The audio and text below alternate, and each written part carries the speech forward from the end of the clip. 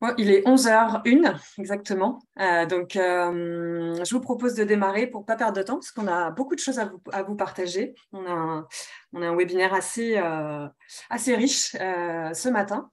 On est vraiment ravis en fait, de pouvoir vous rencontrer à nouveau pour ce webinaire sur le thème de la cobotique pour la filière électronique. Euh, si on a décidé avec Proxinov de présenter un webinaire autour du sujet de la cobotique pour la filière électronique, c'est qu'on a vraiment souhaité assembler nos deux complémentarités, en sachant que WeNetwork et Proxinov sont deux centres de ressources technologiques. L'un dédié à la filière électronique pour WeNetwork et l'autre dédié à toute la robotique et la cobotique pour Proxinov. Donc voilà, il nous paraissait vraiment pertinent de nous associer pour évoquer ce sujet avec vous. Aujourd'hui, on est accompagné par Laurent Aguenier et Nicolas Pouclet. Je vais vous laisser vous présenter rapidement, Laurent et Nicolas. Laurent, je te donne la parole en premier. Bonjour à tous. Donc, je suis Laurent Aguenier. Je fais partie de l'équipe WeNetwork, en particulier côté process. Donc, je suis aujourd'hui expert référent au niveau des process électroniques, à la fois au niveau de l'assemblage des cartes électroniques et aussi par rapport à l'intégration. Et je suis programme manager, c'est-à-dire que j'anime aujourd'hui des projets collaboratifs pour la filière avec deux dimensions, la partie projet amont où on va capitaliser et un objectif de diffusion dans la filière. Et j'ai en particulier animé un projet durant 2 ans autour de l'accélération de la diffusion de Kobo dans notre filière. Merci Laurent, merci Fleur. Mais bonjour à tous, moi c'est Nicolas Pouclet, donc je suis directeur des opérations de Proxinov, responsable technique de Proxinov. Donc Proxinov, une équipe technique que je manage. Mon rôle chez Proxinov, c'est de manager une équipe autour de plusieurs projets industriels. Donc, notre rôle, c'est vraiment d'accompagner ces industriels dans leurs projets de robotisation et de cobotisation sur tout secteur d'activité, que ce soit la filière électronique, mais pas que, hein, aussi tous les autres secteurs d'activité en France. Voilà. Alors, je vais vous dérouler rapidement l'agenda de l'heure que nous allons passer ensemble. Donc, vous voyez qu'il est assez chargé, comme je vous le disais. On a voulu déjà faire un point sur les enjeux de la filière spécifique à la filière électronique qu'on observe aujourd'hui chez nos adhérents et qui peuvent trouver une réponse grâce à des applications cobotiques. Donc, pour les acteurs de l'industrie électronique qui sont présents avec nous, vous pourrez peut-être réagir et rebondir à ce que va vous présenter Laurent. Voilà, n'hésitez pas dans le chat, c'est toujours intéressant d'avoir aussi vos retours par rapport aux enjeux que vous vivez, vous. Ensuite, on vous présentera donc en deuxième point les principales dimensions d'une application Kobo au sens large. En troisième point, pardon. Hop. Ludovic, je vais vous... Voilà, super. Je crois que tout le monde a bien fermé son micro. Voilà, c'est beaucoup plus simple comme ça pour les speakers pour échanger. Oui, donc du coup, troisième point, on va évoquer avec vous les points clés d'une démarche d'intégration cobotique réussie, puisqu'il y a des choses à prendre en compte quand on entame une démarche d'intégration cobotique. Et puis, dernier point, on va évoquer avec vous des cas d'usage réels que Laurent a pu rencontrer, Laurent et Nicolas ont pu rencontrer, donc dédiés à la filière électronique, qui vont pouvoir sûrement vous inspirer, vous permettre de vous projeter un petit peu dans ce que vous pourriez faire, vous, avec une application cobotique. Très, très rapidement, pour ceux qui ne nous connaissent pas, on va présenter WeNetwork et Proxinov, mais voilà, juste en 1 minute, très, très rapidement. Donc, comme je vous le disais tout à l'heure, WeNetwork et Proxinov, nous sommes deux centres de ressources technologiques.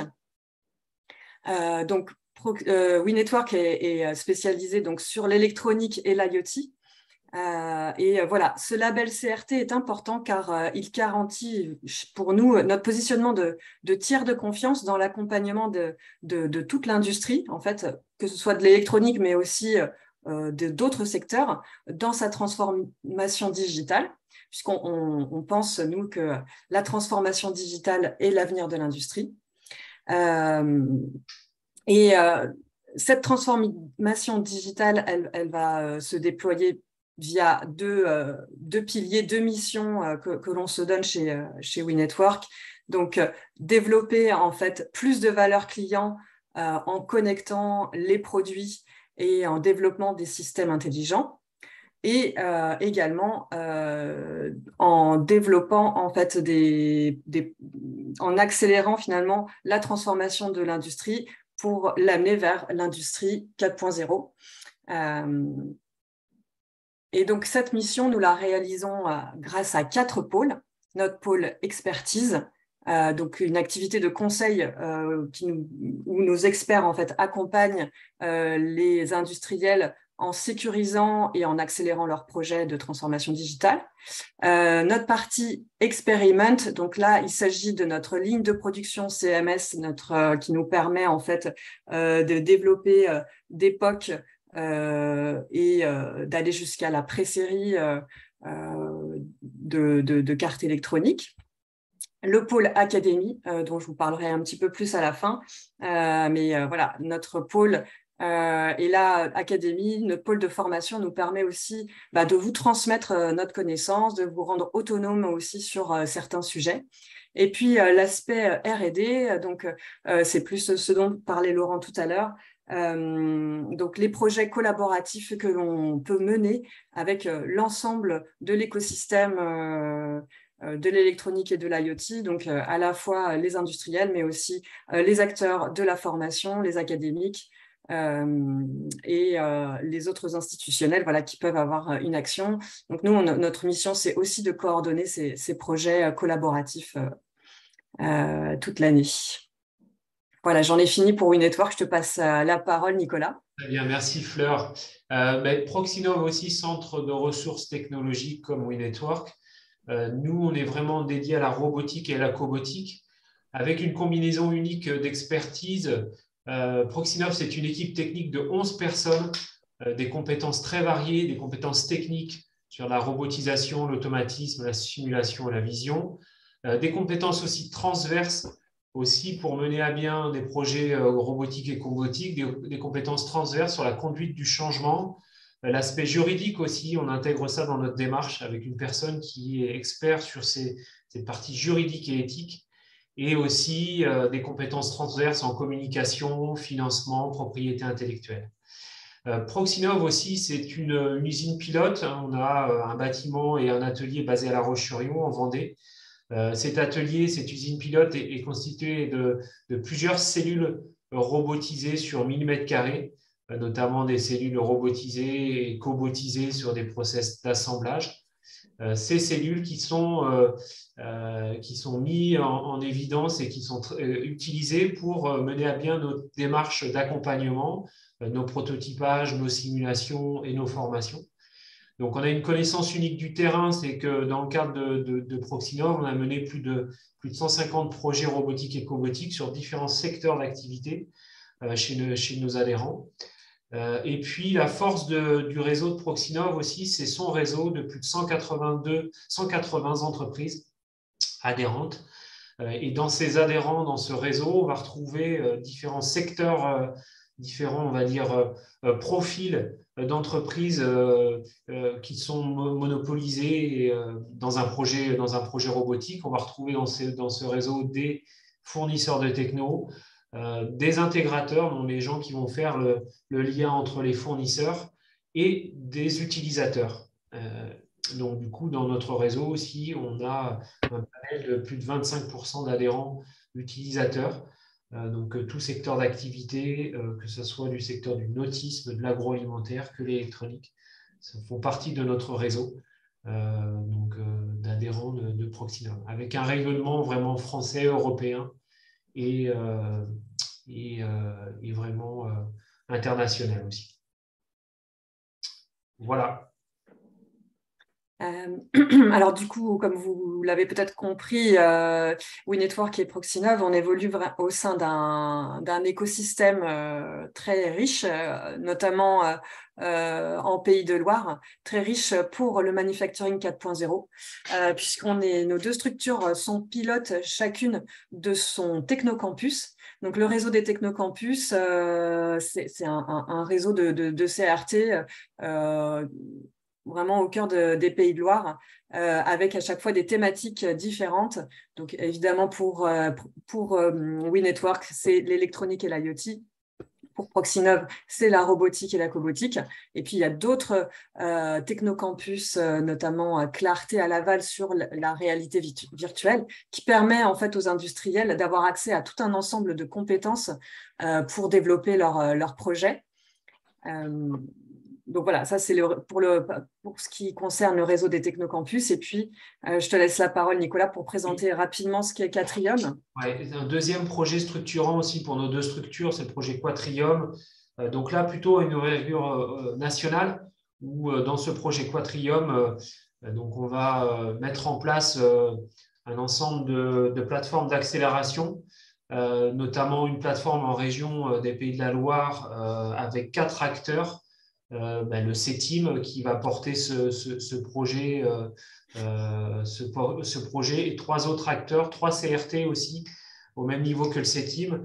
WeNetwork, Clarté aussi, qui est un CRT sur la réalité virtuelle et la réalité augmentée, qui est dans le cadre de ce projet, et aussi Proxinov.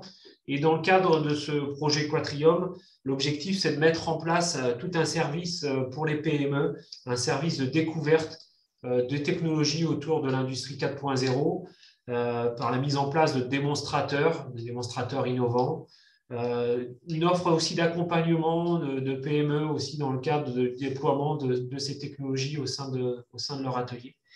Et puis aussi, dans le cadre de ce projet, il y a toute une offre autour de la formation aussi, la formation et l'acculturation à ces nouvelles technologies. Donc, c'est un projet qui débute cette année. Donc, c'est un projet sur 5 ans qui va commencer à partir de cette année. Et l'objectif aussi, c'est de travailler en réseau avec les autres plateformes que vous voyez sur la petite image maillée sur le territoire français.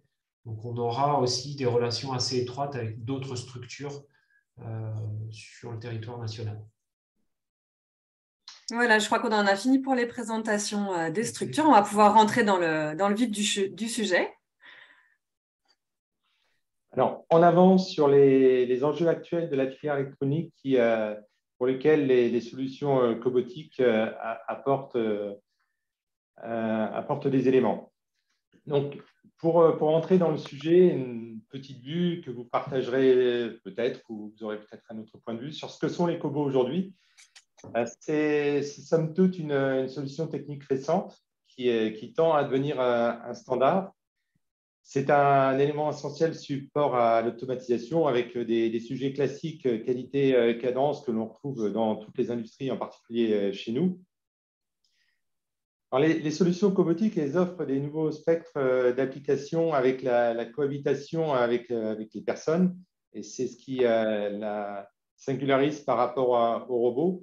On va en particulier pouvoir trouver des applicatifs avec cohabitation personne-machine, notamment sur les back-ends. Forcément, une fois qu'on a dit ça, la gestion de la sécurité, c'est une maille essentielle, notamment quand on connaît les contraintes des applications robotiques. Donc, comment fait-on avec des cobots? C'est une solution facile à mettre en œuvre. C'est ce que nous vendent dans tous les cas les fabricants de cobots. Et sur les cas simples, on peut le partager. Par contre, sur des applications un peu plus larges, ça fait appel à des compétences métiers assez multiples pour les applicatifs cellules automatisées. Donc, si on focus un petit peu plus sur les spécificités et les enjeux, donc l'activité électronique, elle est transverse à toutes les activités industrielles. Tout ça pour dire qu'on va, au niveau de notre industrie, récupérer toutes les contraintes, toutes les normes, tous les référentiels qui sont appliqués sur l'automobile, sur l'aéro, sur la défense et ainsi de suite, l'agroalimentaire. Je vais pas avoir de préférence, mais il faut avoir ça en tête sur nos applicatifs. Dans notre métier, on est la plupart du temps sur des petites pièces et faibles charges. Alors, du coup, ça n'a pas forcément une incidence sur les machines, parce que c'est somme toute assez light. Par contre, quand on parle du petit, pour voir le petit, ce n'est pas évident. Pour manipuler le petit, ce n'est pas évident. On est plutôt sur de la micromécanique, ou type micromécanique, donc il faut bien l'avoir en tête. Une des contraintes en France, c'est on parle pratiquement de high mix, low volumes. Alors, même si on a quand même la chance d'avoir quelques grosses séries, par exemple sur l'automobile, dans nos usines d'électronique, aujourd'hui, on a beaucoup de configurations avec des petits volumes et des changements de version fréquents. En particulier, la partie back-end est consommatrice de surface. On avait l'habitude d'avoir des îlots un peu dédiés pour cette partie back-end et donc la consommation de surface qui coûte cher. Un point auquel on fait de plus en plus face, et c'est l'actualité, c'est le vieillissement de l'ensemble des personnes et la rareté des compétences. Alors, c'est existant pour des compétences, on va dire, haut niveau, mais c'est aussi existant sur les ateliers de fabrication. Donc, comment apporter des solutions en France à ces questions? Et puis, un point qui est plus côté projet, mais la multiplicité des métiers support avec la complexité des cellules, c'est un point qu'il faut bien avoir en tête. Donc, les enjeux par rapport à ça, le ROI, ça, ce n'est pas nouveau, c'est omniprésent dans notre filière. Et ça va passer par la flexibilité et l'adaptabilité des équipements pour optimiser les investissements. Tout ce qui est scalabilité et nouveaux produits, c'est-à-dire notre capacité à faire face à des volumes supplémentaires et à intégrer des nouveaux produits sans forcément aller sur des investissements complémentaires très forts. L'optimisation des surfaces, on en a parlé précédemment, forcément tous les patrons d'entreprise cherchent à optimiser les actifs, donc on va viser à trouver des solutions nouvelles pour optimiser ces surfaces. L'automatisation avec notamment la coactivité machine-opérateur, c'est un axe pour concentrer les personnes sur les opérations à forte valeur ajoutée. C'est un classique. Donc, on va les alléger des opérations plus simples. Et ça passe aussi par cette coactivité parce que sur un même produit, on ne va pas scinder les différentes valeurs ajoutées. Ou tout au moins, elles vont être à proximité. Et donc, le traitement des TMS pour les personnes, pour les préserver, bien sûr, et parce que l'enjeu humain est majeur. Donc, au final, on a indiqué la X-botisation. Donc, là, on ne va pas séparer robotisation, cobotisation. Certaines fabrications, vous trouvez des réponses dans la robotisation, d'autres dans la cobotisation. Tout ça pour adresser à la fois les grandes séries et aussi les plus petites séries. Voilà. Nicolas, je vais te passer la main. Oui, je vais reprendre la main. Alors, je me permets de permuter le partage d'écran. Hop, je ne sais pas si vous revoyez mon écran. Du coup, si tout le monde Fleur, c'est bon? C'est tout bon. C'est tout bon? Parfait. Donc, je reprends la main. On va rentrer dans le vif du sujet sur les applications Cobo, les principales dimensions. Ce que je voulais vous présenter sur cette slide dans un premier temps, c'est les différentes applications qu'on peut avoir autour de la collaboration, l'interaction avec les opérateurs et le robot. Tu l'as bien dit, Laurent, en fait, à l'origine, c'est vraiment un besoin qui a évolué des industriels. On a besoin de flexibilité des outils de production, on a besoin les entreprises ont besoin de plus en plus de diminuer des séries, des volumes de production. Et aussi, on a une place de plus en plus importante accordée à l'homme au sein des entreprises. Donc, tout ça a fait que la robotique traditionnelle ne répondait pas forcément aux besoins, à tous les besoins des industriels. Donc, on a commencé à avoir des applications qui ont évolué. D'abord, on a parlé d'îlots robotisés collaboratifs. On est resté sur des robots traditionnels, standards, et on y a ajouté des nouvelles technologies type scrutateur laser, barrière immatérielle, pour rendre vraiment collaborative et pour interagir avec ces moyens. Et au fur et à mesure, en fait, avec l'apparition de nouvelles technologies, on a vu des bras collaboratifs, des robots collaboratifs qui sont arrivés sur le marché et qui ont fait aussi évoluer ces applications. On voit aussi de plus en plus des exosquelettes, aussi des navettes collaboratives, donc des navettes équipées on appelle ça les AGV ou AMR, équipées de robots collaboratifs dessus, donc qui rendent encore plus l'interaction importante avec l'opérateur et le robot.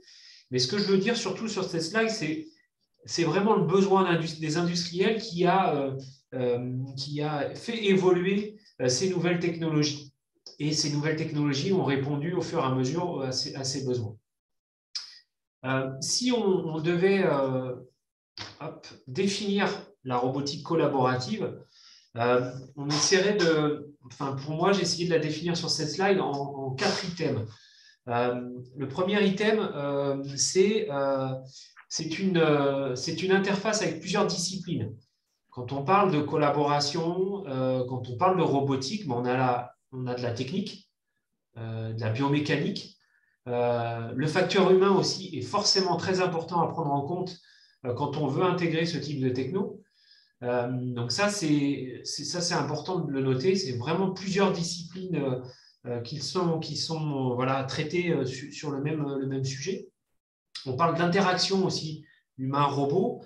Cette interaction, c'est vraiment la relation entre l'homme et le robot, c'est le partage de zones de travail, qu'elle soit simultanée ou non simultanée ou synchronisée. On verra la différence tout à l'heure sur les différentes interactions qu'on peut avoir avec le robot.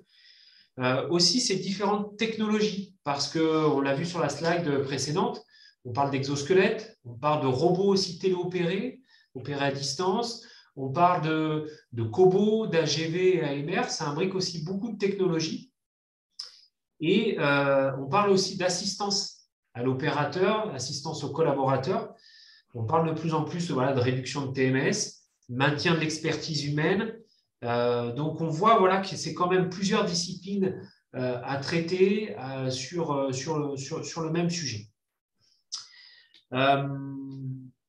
Si on se concentre d'abord dans un premier temps sur l'interaction humain-robot, ce qu'il faut noter, en fait, il y a différents moyens d'interagir avec un système robotisé ou cobotisé. J'ai essayé de les représenter sur cette slide-là. On parle en fait de plusieurs modes de collaboration. On parle de coexistence, un mode synchronisé ou un mode coopéré, de coopération ou un mode de collaboration. En fait, tous ces modes-là veulent dire la même chose, c'est la collaboration. Mais de la collaboration à différents degrés, à des degrés différents. Ce qu'il faut noter, c'est quel est mon besoin. J'ai essayé, en fait, pour essayer de qualifier ce besoin, j'ai essayé de poser 3 questions dans lesquelles il faut répondre oui, non, pour vraiment essayer de définir le mode d'interaction que l'on veut entre l'humain et le robot. La première question à se poser, c'est l'espace de travail. Mon espace de travail entre mon travail à moi, collaborateur, et le robot, est-ce qu'il est partagé? Est-ce qu'on va se retrouver dans le même espace de travail? Oui, non. Le co-travail, est-ce qu'on va travailler simultanément sur la même pièce entre le robot et l'opérateur?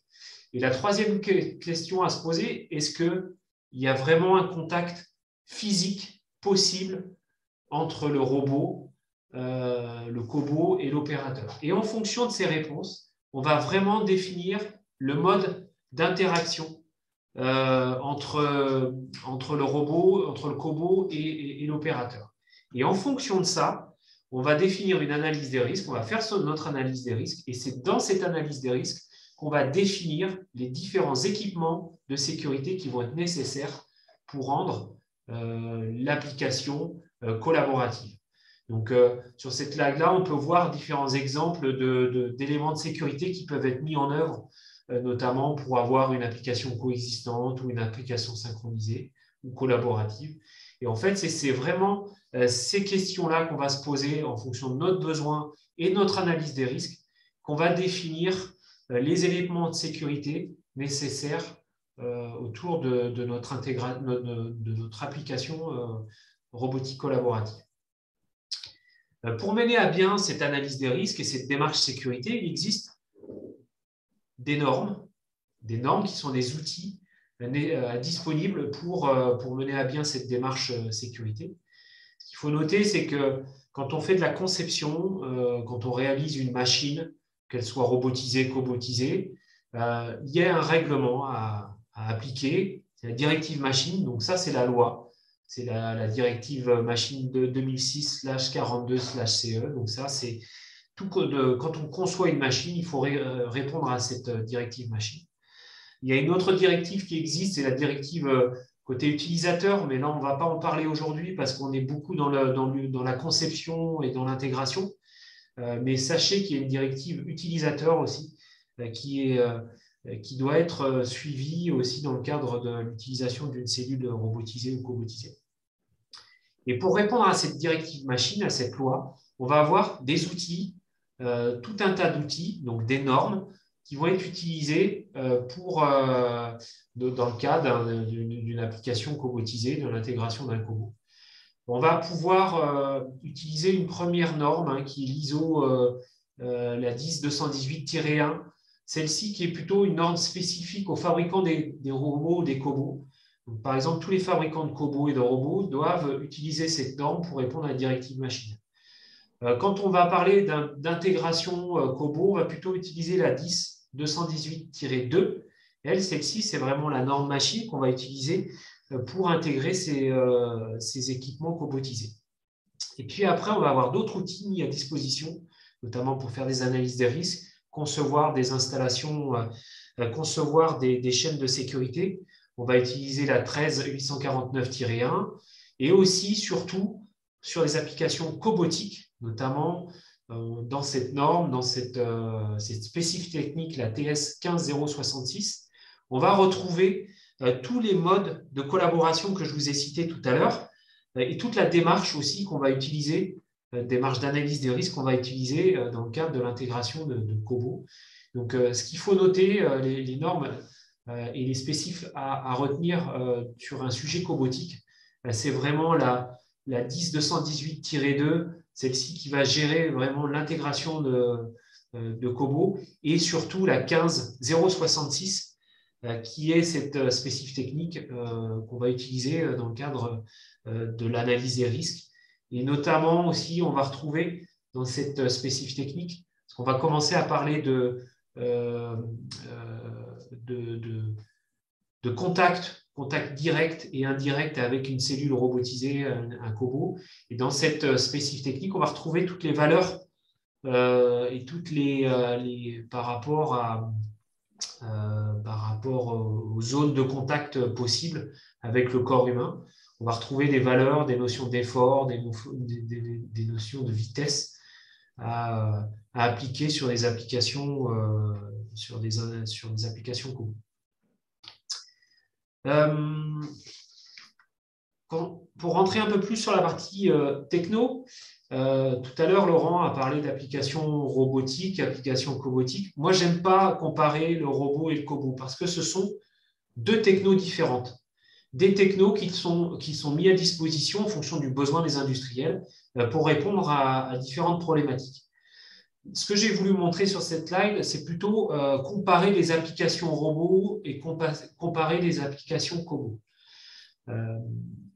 Sur des applications robots, on va plutôt être sur des applications nécessitant des charges utiles importantes. Voilà, avec le robot, on va pouvoir aller jusqu'à déplacer des charges lourdes, très lourdes, jusqu'à certains robots qui peuvent déplacer des charges de plus de 2 tonnes, 3 tonnes, certains robots. Alors que sur des applications Cobo, on va plutôt déplacer des charges aux alentours de 5, 10, 20 kg max.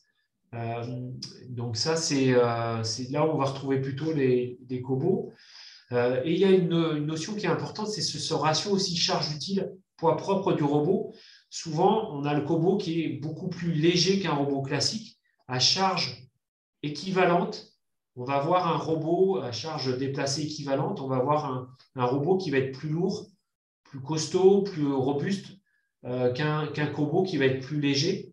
Donc, ce qui est intéressant sur les applications Kobo, lorsqu'on parle de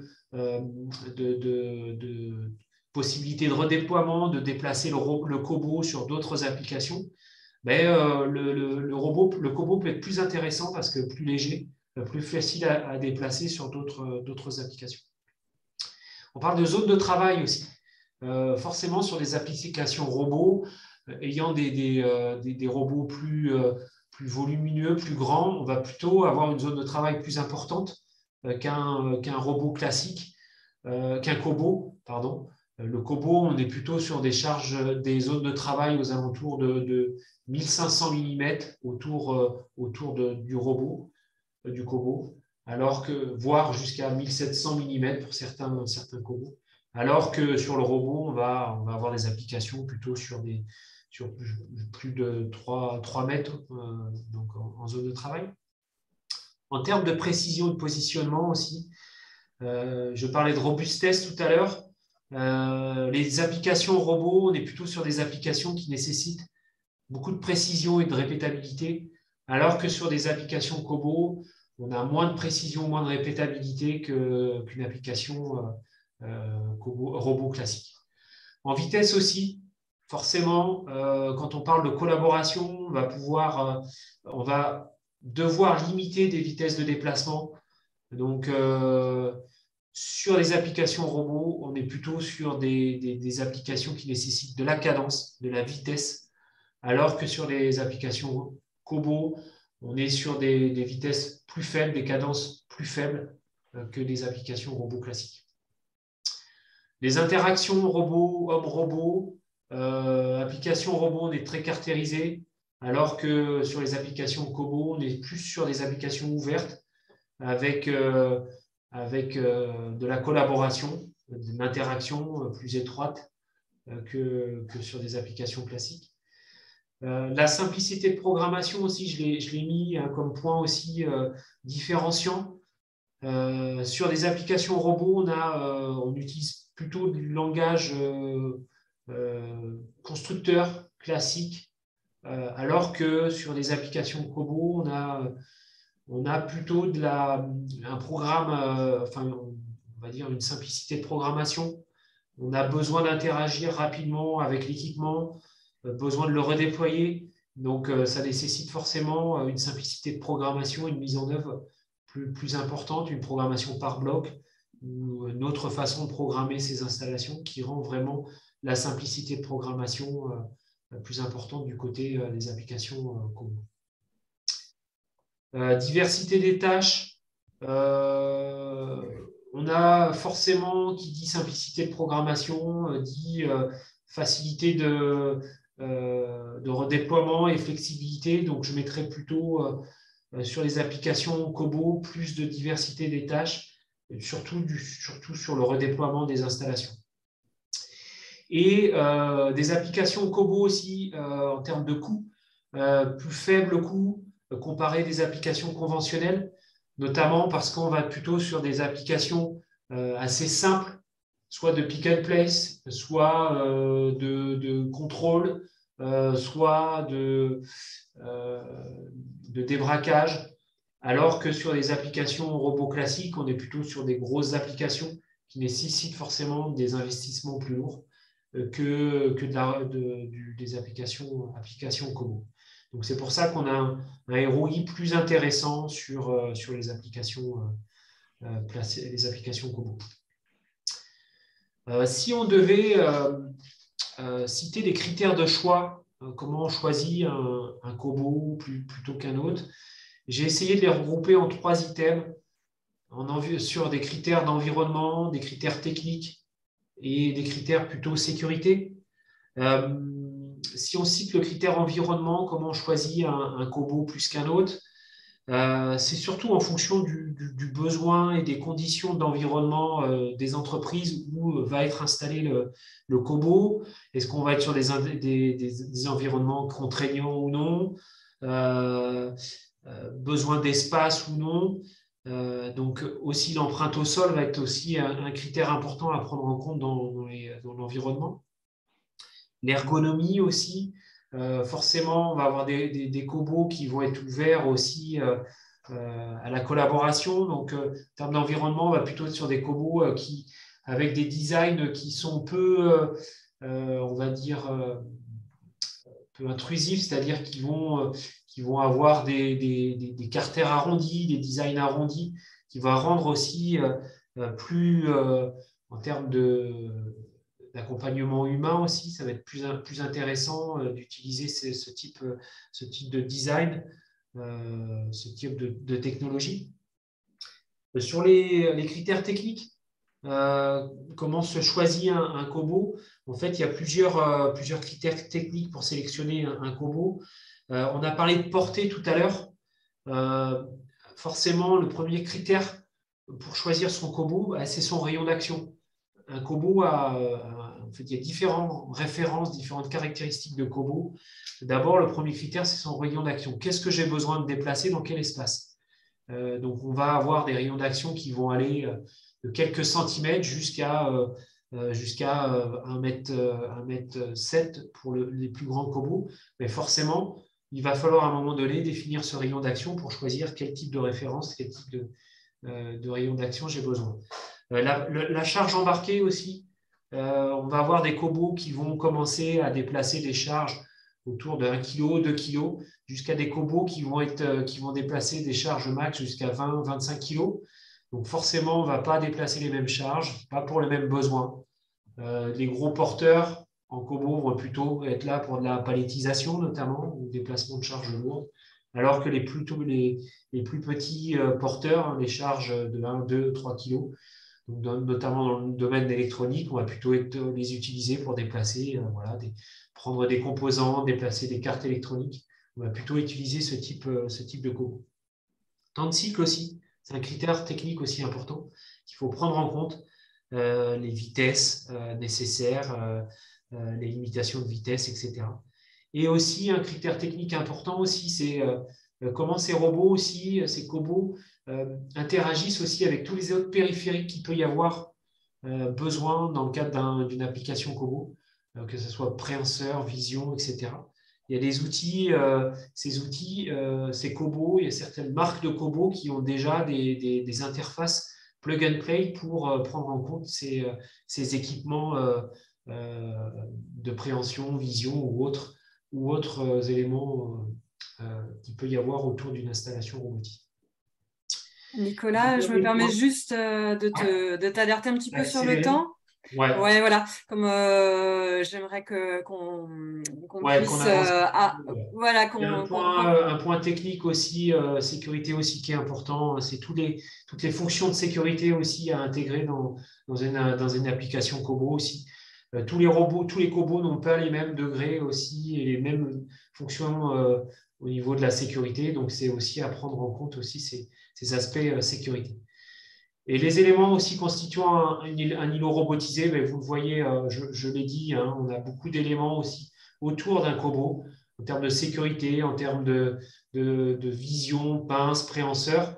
Il y a des éléments aussi à prendre en compte aussi notamment sur la partie préhension. Il y a des équipements plug and play qui existent, notamment des pinces on-robot ou Schmalz ou d'autres, qui sont aussi des éléments collaboratifs qui peuvent être intégrés aussi facilement au bout d'un robot pour traiter des applications plug and play et notamment des applications pick and place plutôt.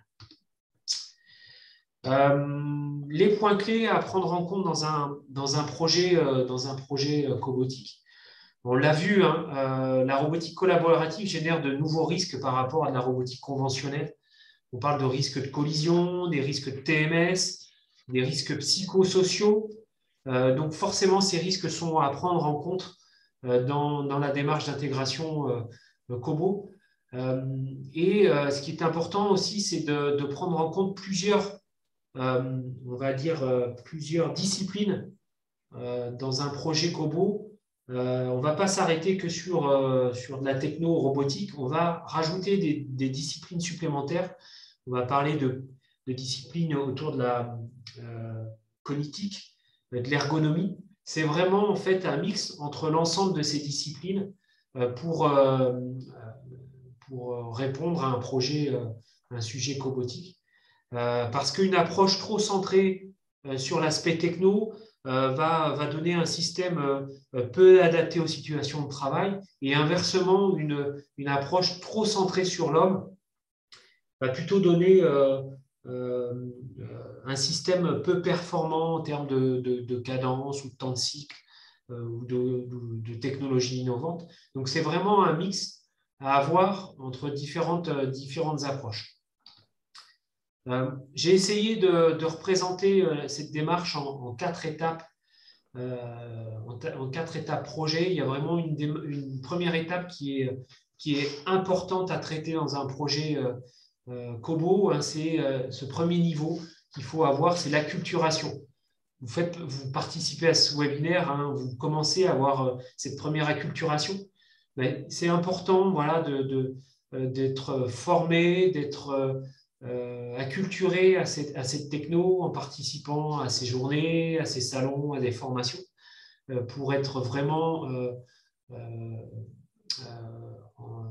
en lien avec ces nouvelles technologies. Et le fait aussi de passer par cette étape, ça va permettre aussi de travailler sur la représentation, aussi une variable sociologique qui est importante à intégrer dans un projet robotique. C'est quelle représentation je me fais de la cobotique.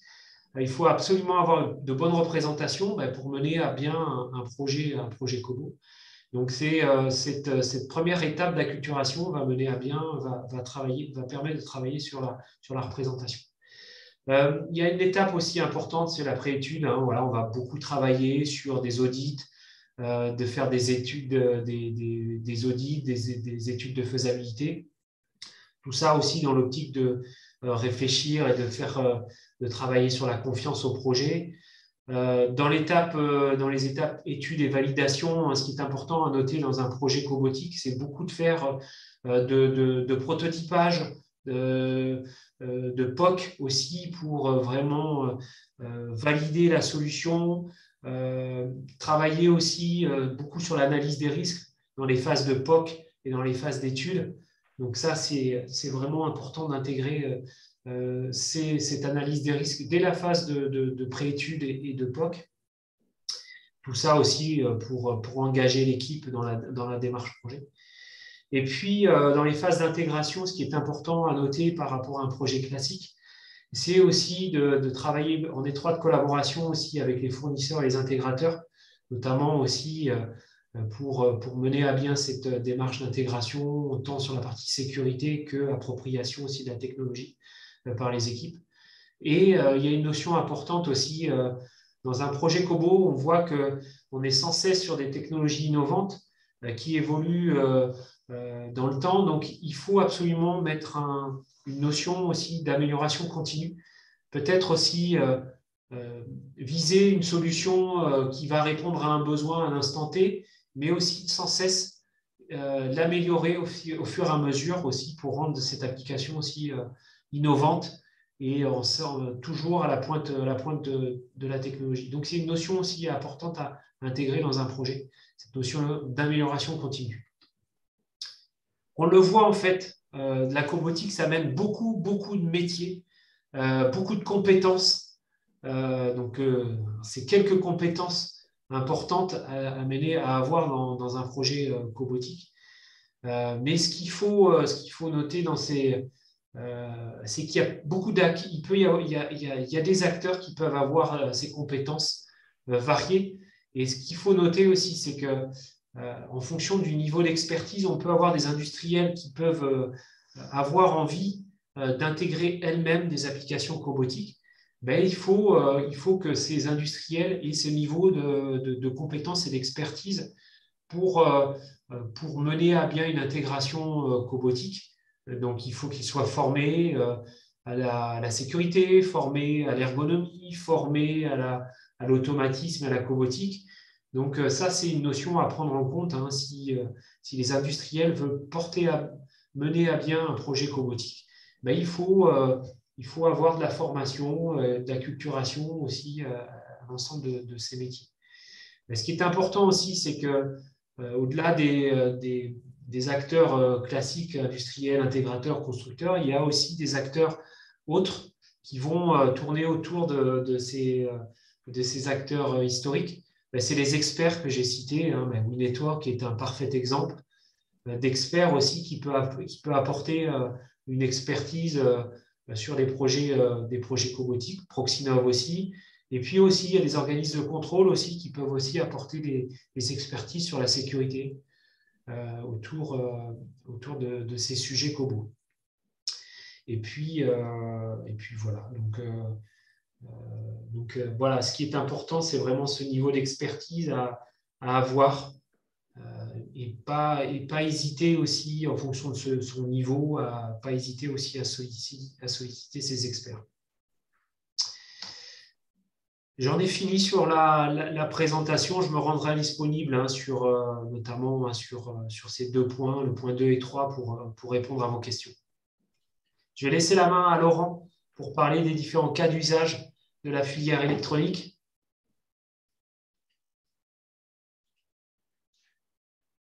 Est-ce que c'est bon à l'écran? Ouais, c'est bon, ouais. Ça marche. Très bien. Donc, ce que je vous propose maintenant, c'est de partager un certain nombre de cas d'usage que j'ai eu l'occasion de pratiquer avec les industriels, notamment dans le cadre du projet collaboratif. Des cas d'usage simples, des cas d'usage plus complexes, plus automatisés, une dimension industrialisation usine, on va dire, et puis les challenges que l'on rencontre à l'heure actuelle, que vous rencontrez peut-être à l'heure actuelle dans vos usines. Vous avez peut-être décidé de cobotiser certaines applications. Vous vous reconnaîtrez peut-être dans ces présentations. Donc, les premiers usages classiques que l'on vise ou que l'on a visés sur les applications cobotiques, on va dire, c'est la prise, la pose et du contrôle de composants, avec notamment l'objectif éventuellement que le shop floor soit autonome avec ses nouveaux compagnons, avec ses nouvelles machines. On est là sur des objectifs de productivité, de ROI et d'automatisation de contrôle qualité. Les problématiques sont somme toute assez faciles, mais elles vont aller crescendo, donc ça tourne autour de la vision, notamment pour les petits composants, la définition des prélanceurs. J'ai aussi indiqué discrimination des capteurs, en particulier capteurs d'effort. Donc, par exemple, pour du contrôle de résine, par exemple, sur la dureté d'une résine, on pourrait utiliser un capteur avec une grosse discrimination pour aller vérifier qu'on est sur la bonne résine. Les autres questions qui se posent, c'est la répétabilité de la prise et de la dépose, et puis la rapidité de mise en œuvre des cas d'usage. On est, rappelons-nous, sur des petites séries, bien souvent chez nous, donc il faut pouvoir reconfigurer rapidement. Et au final, en automatisant ces opérations, l'un des buts, c'est de libérer de la bande passante pour les personnes dans l'atelier, en particulier les experts, et les concentrer sur des opérations à plus forte valeur ajoutée. Donc voilà, des premiers usages assez simples, assez classiques. Le deuxième type de poste que l'on a cobotisé, ce sont les stations de test. Et ça vient assez rapidement à l'esprit dans nos usines. On voit bien, on sent bien que ce sont des opérations à faible valeur ajoutée pour les personnes qui sont derrière.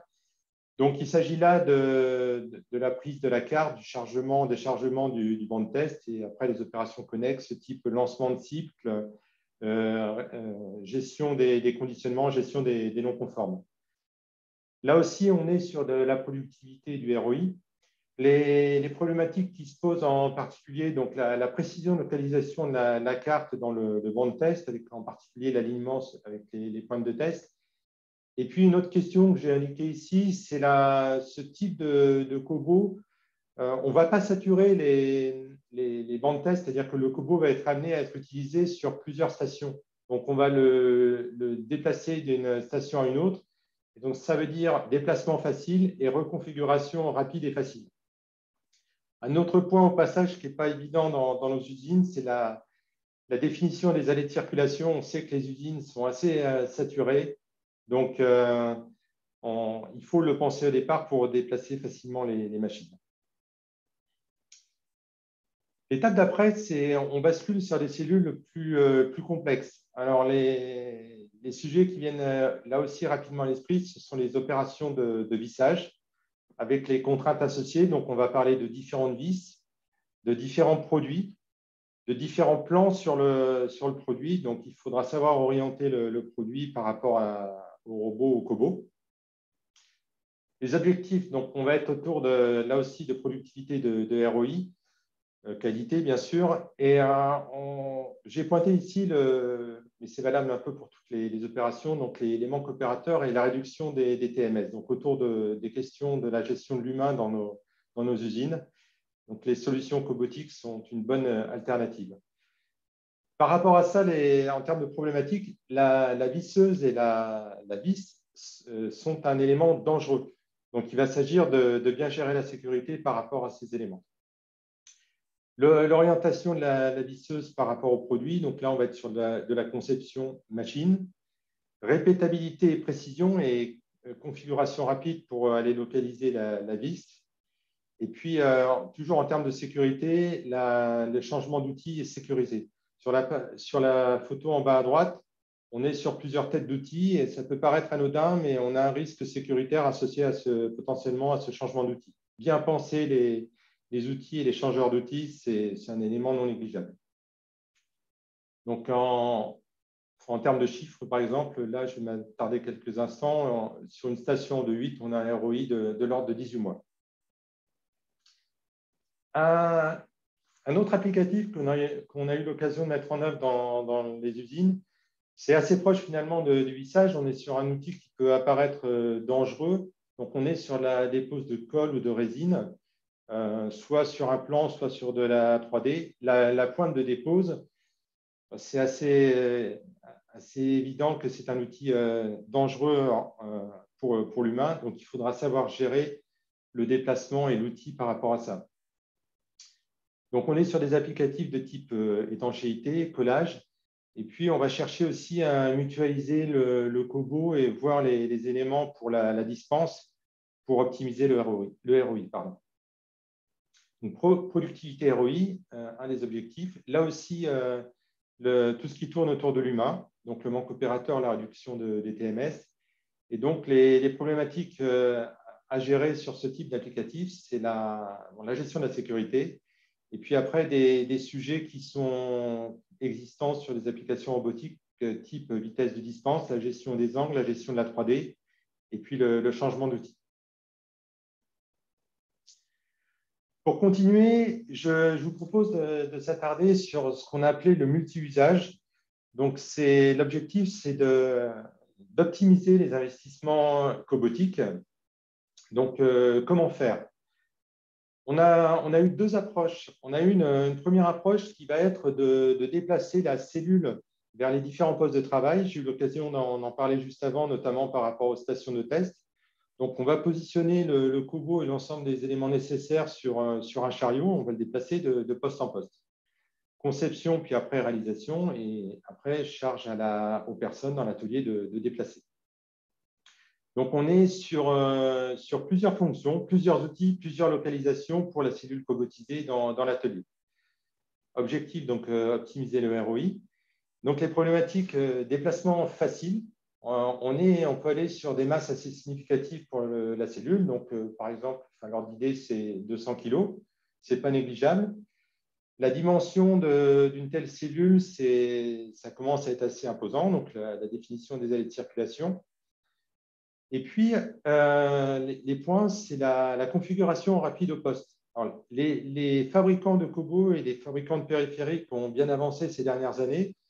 Et on est maintenant sur des solutions type caméra embarquée sur le cobot, plus des choses, enfin des repères qu'on pourra appeler landmarks sur les postes de travail, qui permettent de configurer rapidement l'applicatif sur la cellule. Le changement de version et d'outil, on n'est pas sur du spécifique Cobo, mais c'est des choses qu'on connaît dans l'industrie. Donc, il faudra optimiser la gestion des énergies, la gestion de l'IHM. Et donc, autour de tout ça, la gestion de la sécurité. J'insiste au passage, le chariot, c'est vraiment une solution et un élément important pour la gestion de la sécurité. Pour exemple, le chariot que vous voyez à l'écran, il a une dimension assez imposante et il empêche l'opérateur ou les différents intervenants d'aller dans des zones sensibles sur les différents postes de travail. Donc ça, c'est la première approche où c'est le cobot, la cellule cobotisée qui va aux différents postes de travail. L'autre solution qui apparaît de plus en plus dans nos industries, c'est, on parle d'organisation matricielle, vous aurez peut-être un autre vocable. Donc concrètement, sur une plateforme, on a différents postes de travail symbolisés par le P sur le petit schéma en haut à gauche. Et sur chacun de ces postes de travail, on va retrouver un coup une application robotique, un coup une application cobotique, un coup un opérateur. Donc on peut avoir coexistence et des modes de travaux collaboratifs différents entre l'opérateur et la cellule cobotisée. L'intérêt de ce type de plateforme, c'est qu'on va passer différents produits. Donc, ça permet d'optimiser le ROI.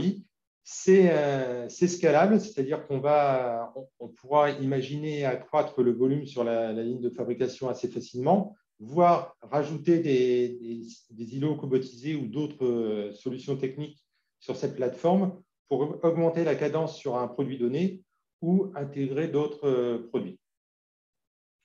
Donc, tout ça, ça tourne autour du ROI, donc de l'optimisation du ROI. Et on retrouve ici les sujets assez classiques dont on a parlé précédemment. Donc, la configuration rapide pour un produit qui arrive au poste de travail, il faut que le cobot travaille au bon endroit. Donc, ça veut dire répétabilité, ça veut dire précision, ça veut dire changement de version et d'outils rapide pour chacune des fonctions que l'on veut appliquer sur le produit. J'insiste au passage sur la réduction des surfaces. Au début, j'ai appuyé sur le coût des surfaces dans nos usines et le fait que nos usines soient pleines. Aller sur ce type de solution, ça peut au bas mot permettre de réduire de 30% les surfaces. Et je suis convaincu qu'on peut être beaucoup, beaucoup plus ambitieux sur la réduction des surfaces. Pour finir sur les cas d'usage, des cas d'usage que je rencontre aujourd'hui avec les industriels, que j'ai rencontrés et que je rencontre. Donc, deux exemples. Le premier, c'est autour du reconditionnement de composants électroniques qui sont livrés en vrac. Alors, composants livrés en vrac qu'on va reconditionner en bande, par exemple, ou qu'on va utiliser pour poser sur un support ou sur des cartes électroniques. Donc, c'est un sujet qu'on a travaillé sur les projets collaboratifs. Petit commentaire sur la photo, vous avez à la fois des solutions sur du dévraquage 2D avec le plateau blanc et aussi une solution dévraquage 3D avec la caméra qui est au-dessus. Donc, je vais reparler un petit peu après de cette contrainte parce qu'on est un peu en limite de technologie. Donc, sur l'usage, c'est du reconditionnement de composants en vrac vers les bandes ou alors de la prise de composants, notamment les composants traversants, pour aller les poser sur une carte. Et notamment, sur une carte, on est sur la gestion multi-référence. Donc, les objectifs sur ce sujet-là, c'est d'avoir une solution agile pour le débraquage. On sait qu'il existe des solutions marché, il y a des partenaires ou des acteurs qui se sont spécialisés là-dessus pour le reconditionnement.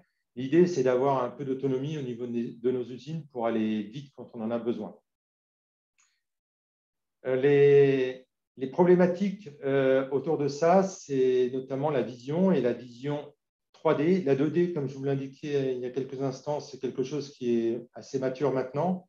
La vision 3D, notamment pour le petit, on est en limite de techno. Alors, les fabricants de solutions avancent vite, mais on est encore sur des temps d'acquisition d'image et des temps de traitement de l'information qui sont assez longs. On a aussi des questions autour de l'apprentissage des composants, quelque chose qui est là aussi assez long à mettre en œuvre. Donc, c'est à prendre en compte dans la dimension industrialisation. Et après, autour de la conception de la cellule, on a des questions comme tout ce qui est communication entre l'automate, le cobot, les éléments de vision et voire les autres éléments qui sont dans ces cas-là complexes. Donc, attention au temps de développement de telles cellules. Et on a la partie IHM de la cellule qui est à bien gérer, par exemple pour l'apprentissage, donc sur la partie industrialisation, ou alors sur la partie pilotage de l'équipement. Il faut bien penser ergonomie pour être efficace sur ce type de poste de travail. Donc, à date, on va dire que la partie débraquage, elle est OK pour les composants simples et les composants assez gros. Donc, on va parler de géométrie plutôt cubique. Pour les plus petits composants, comme je vous l'indiquais, voire les composants à forme complexe, c'est un peu plus difficile pour la gestion de la 3D et des zones de pose. Et là aussi, ça avance. Et un point que je souligne, c'est en lien avec la précision de déplacement des solutions robots ou cobots. On a besoin de bien calibrer les zones de travail sur des machines type pose composant, donc CMS. On utilise des fichiers de placement XY d'état avec nos machines et tout ça, ça fonctionne à très haute cadence. Transposer ça sur des solutions cobotiques, c'est quelque chose qui est assez complexe et donc calibrer la zone de fonctionnement, c'est un point qui nécessite à aujourd'hui du développement. Là, les fabricants de cobots et les supports qu'ils peuvent apporter pour le développement de telles cellules sont un élément à bien avoir en tête dès le départ. Et pour terminer, je vous propose un dernier sujet qui fait l'objet là aussi de challenge. Ce n'est pas un sujet nouveau pour notre filière, c'est-à-dire la soudure de fils ou de composants. On est très souvent sur des personnes. Certains d'entre vous ont déjà robotisé ces applicatifs, notamment sur on va dire sur des gros volumes. Il y en a en place dans les usines. L'idée, là, c'est d'essayer de trouver une solution agile pour cette opération de soudage, notamment pour des objectifs de qualité, de productivité, et puis aussi pour des questions de ressources de personnes qu'on n'a plus forcément dans nos usines.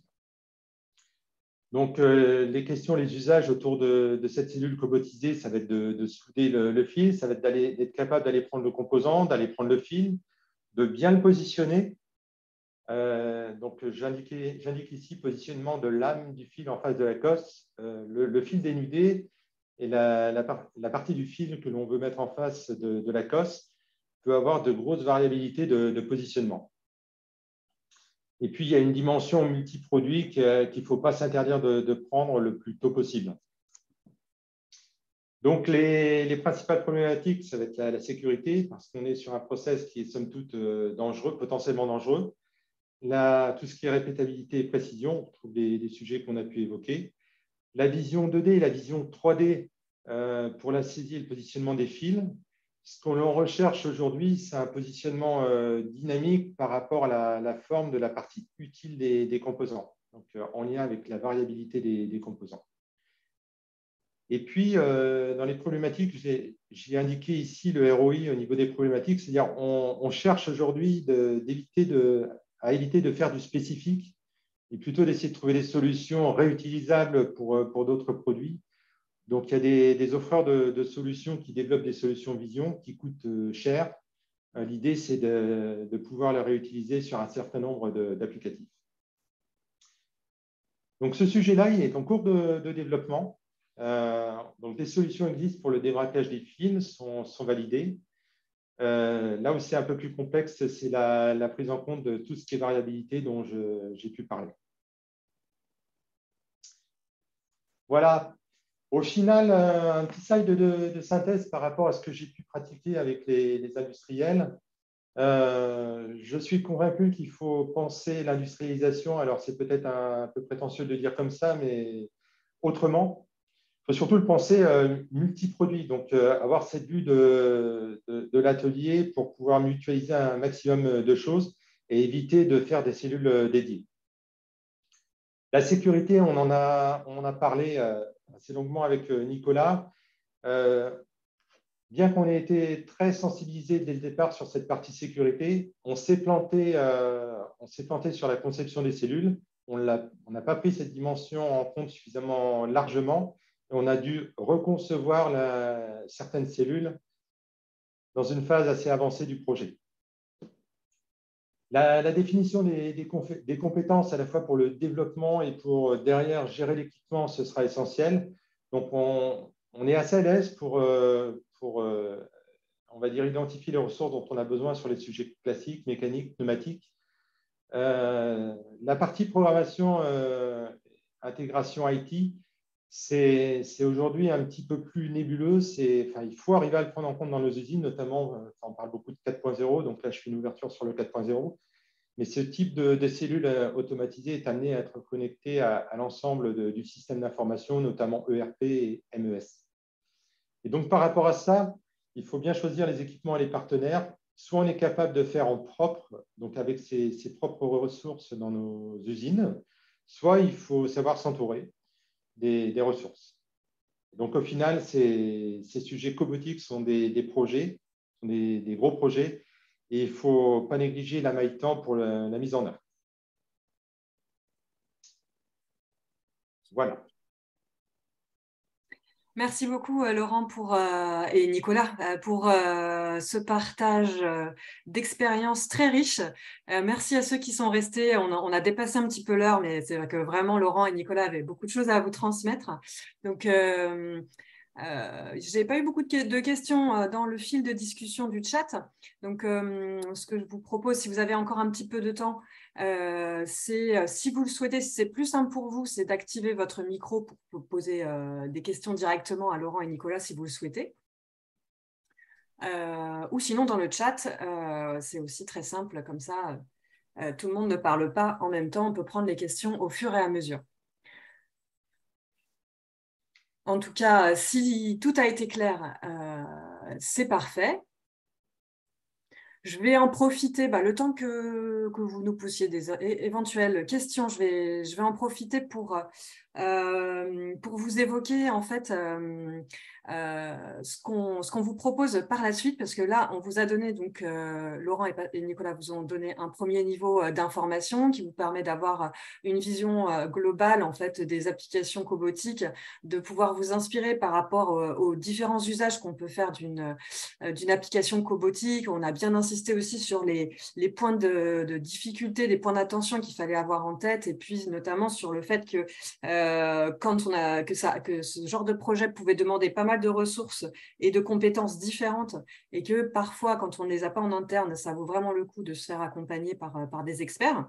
Et donc, c'est pour ça que aujourd'hui, nous, on décide de vous transmettre en fait justement toute l'expérience que Laurent et Nicolas ont pu engranger notamment par rapport à la filière électronique, grâce à une formation avec un format qui est assez inédit pour nous en tout cas. C'est-à-dire que c'est une formation qui implique également des demi-journées d'accompagnement individuel. Donc, vraiment, l'idée, c'est de vous permettre d'acquérir les notions essentielles sur la robotique, savoir que vous soyez en fait autonome pour choisir votre cobo, votre intégrateur, mais également que vous soyez vraiment, que vous ayez toutes les clés grâce à un conseil personnalisé pour déployer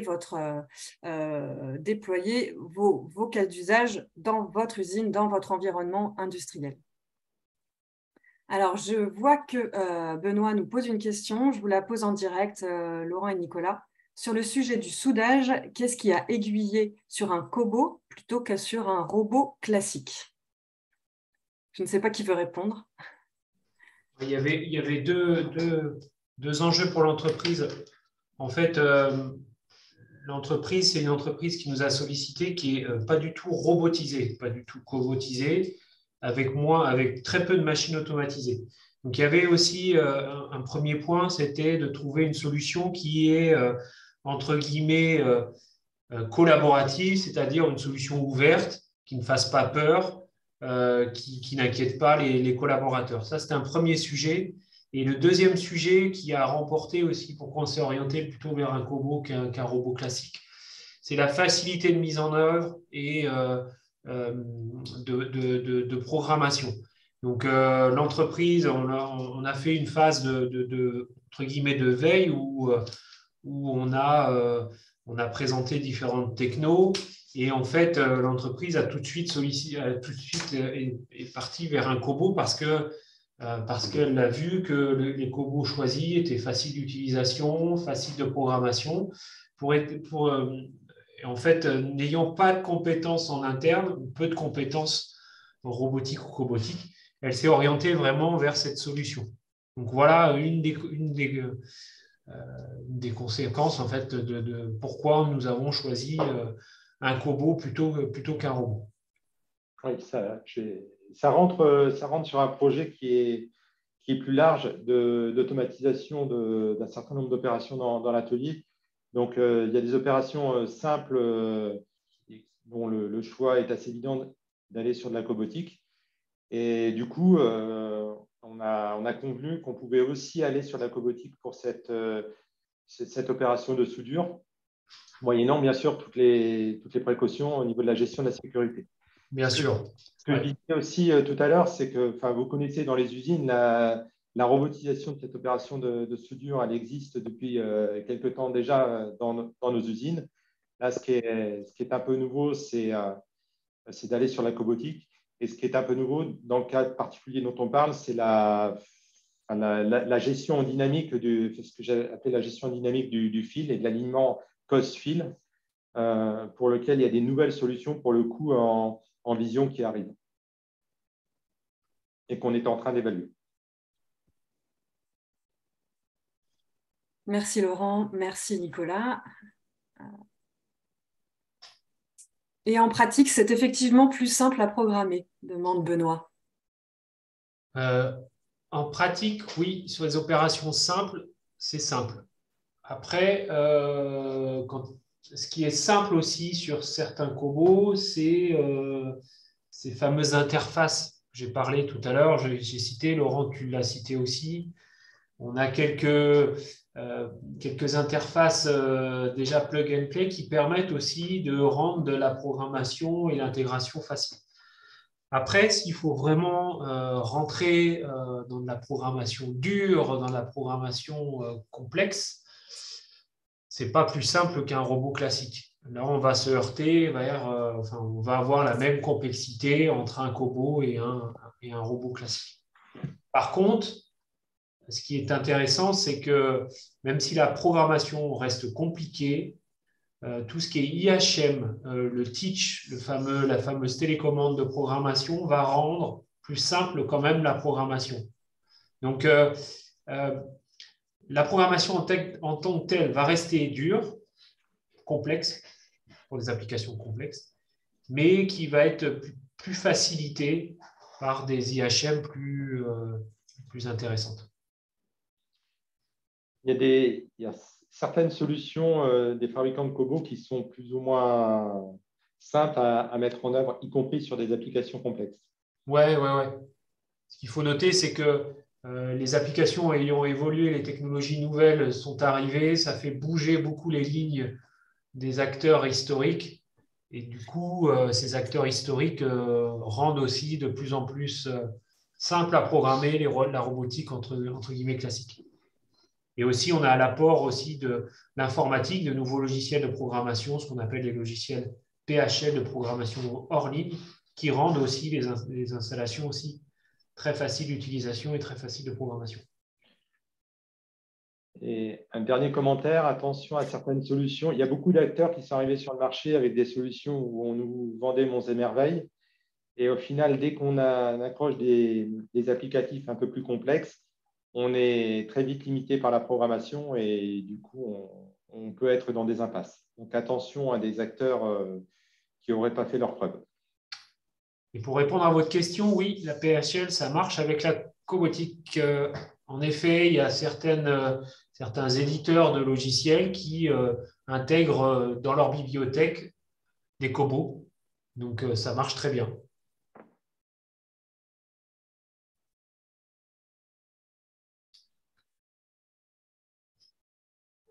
Merci Benoît pour vos questions.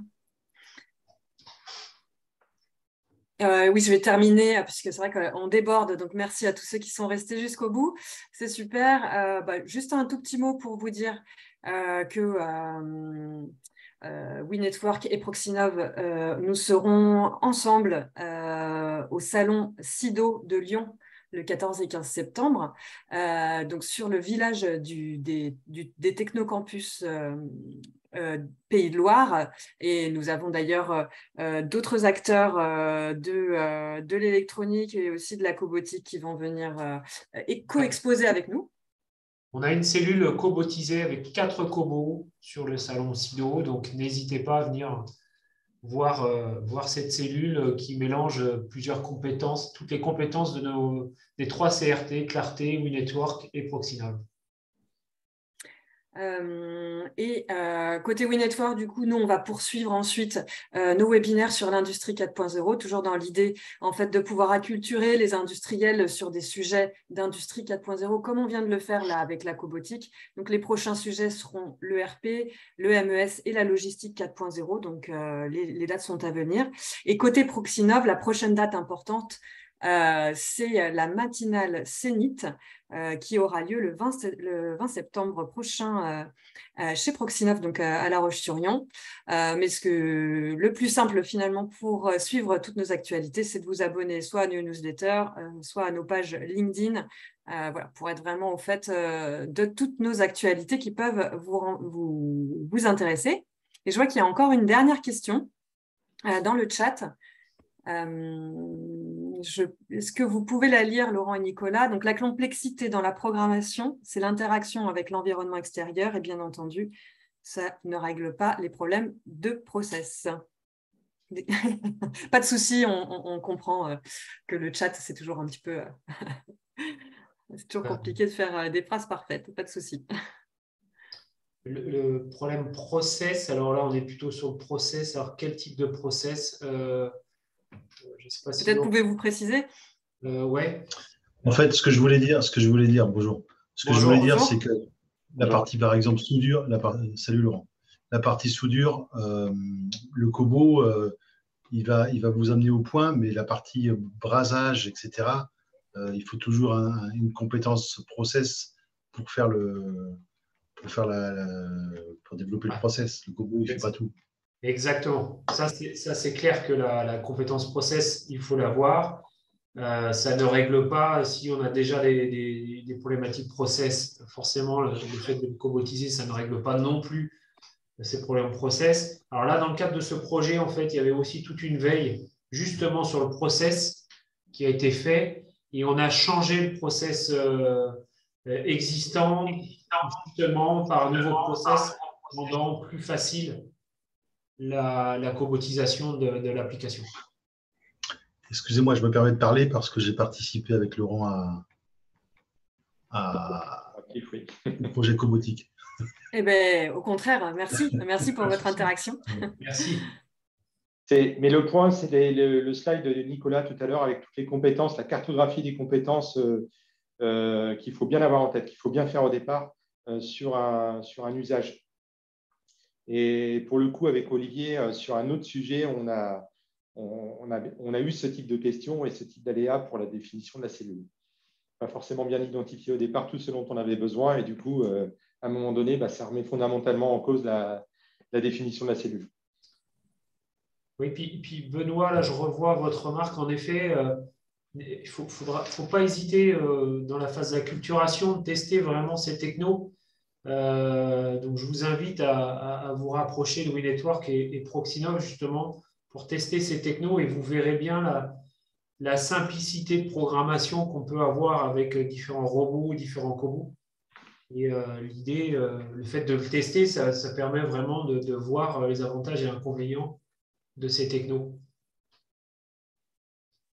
Oui, tout à fait, c'est ce que j'allais dire, Nicolas. Je pense que de toute façon, moi, je vais vous envoyer en fait les éléments de ce webinaire pour les avoir en replay, ainsi qu'avoir les informations sur la formation conseil qu'on vous propose au mois d'octobre. Et puis, vous aurez également les contacts de Laurent et Nicolas pour pouvoir ensuite poursuivre la discussion et aller plus loin, évidemment. On est tout à fait à votre disposition pour ça.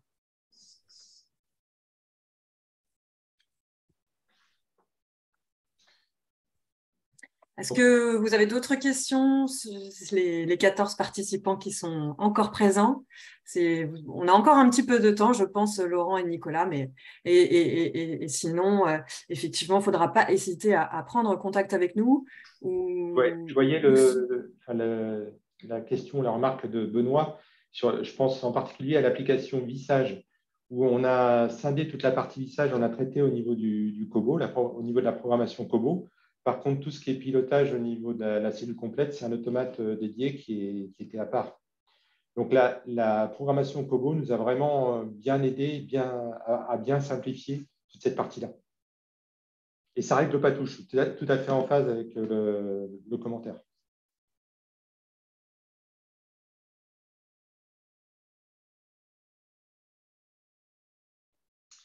Merci beaucoup, Laurent et Nicolas, pour toutes ces précisions. Je vois qu'effectivement, là, il est l'heure pour chacun de reprendre une activité normale, comme ils disent à la télé. Je vous remercie en tout cas tous pour votre présence. Et puis, voilà, vous recevrez la semaine prochaine un mail avec les informations, le replay et puis les contacts de Laurent et Nicolas. Et puis, je vous souhaite une très, très bonne après-midi et un bon week-end un peu en avance. Merci beaucoup, Laurent et Nicolas, pour votre partage d'expérience. Merci. Je pense qu'on va pouvoir... Merci à tous. Merci. Bon appétit à tous. Bonne journée. Et à bientôt. Et à bientôt. Merci.